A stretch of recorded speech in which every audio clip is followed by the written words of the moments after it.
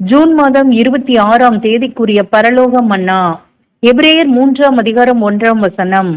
பரம அழைப்புக்கு பங்குள்ளவர்களாகிய பரிசுத்த சகோதரரே, நாம் அறிக்கை பண்ணுகிற அப்போஸ்தலரும் பிரதான ஆசாரியருமாயிருக்கிற கிறிஸ்து இயேசுவை கவனித்து பாருங்கள்.